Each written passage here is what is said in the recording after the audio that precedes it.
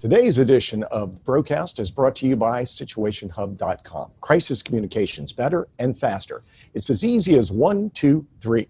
Schedule a demo today. Hey there, friends. Welcome to this edition of the Broadcast. The Broadcast is where we give you bite-sized bits, best practices to help you be a better leader and a more effective communicator. So one of the things you've probably heard me say a bunch is how much I hate social media for crisis communications, especially Facebook. Twitter can be effective, YouTube can be effective, Facebook is completely useless.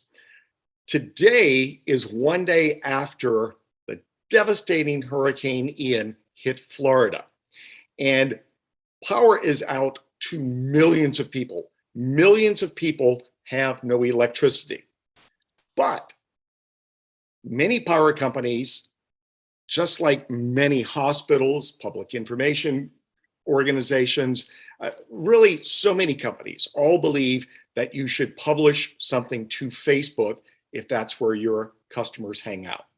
I always say no because of, pardon my frankness, dumb people go to Facebook. People write useless comments that do not advance the cause of crisis communications. I'm going to show you an example in just a minute, so hang on. We're going to see some actual comments. So imagine this. Part of managing expectations before a storm is to encourage people to get out of harm's way.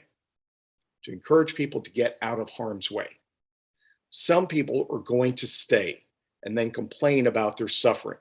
So part of managing expectations is to flood the information channels with enough fear factor to get people out of the way.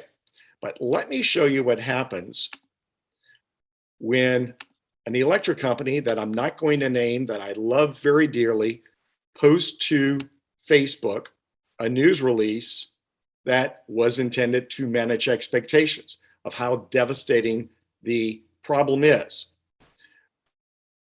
But then you get people like Amy here who wants, please someone give me an update. I have no Wi-Fi. Amy, you're not going to have Wi-Fi for a long time. Verizon has to go and put a portable generator at your cell tower if your tower didn't fall down. Cheryl says, updates, please. How long? I'm on a generator living on River Plantation Road. Your generator might be needed for a week to 28 days or more. After Hurricane Katrina, I had no electricity for 28 days. After the last storm that hit you, major transmission lines from the power generator went down. So your company was ready to give you electricity within a week, but you didn't get electricity for a month because it was on a different company. There's nothing in the thread that I have read that advances the cause of knowledge. No one is sharing information about where to go for food, where to go for water, how to get additional help. So Facebook, I will say it a million times, is pretty useless. The more people complain on your Facebook page, the more the algorithms trigger for all of their friends to see your complaints.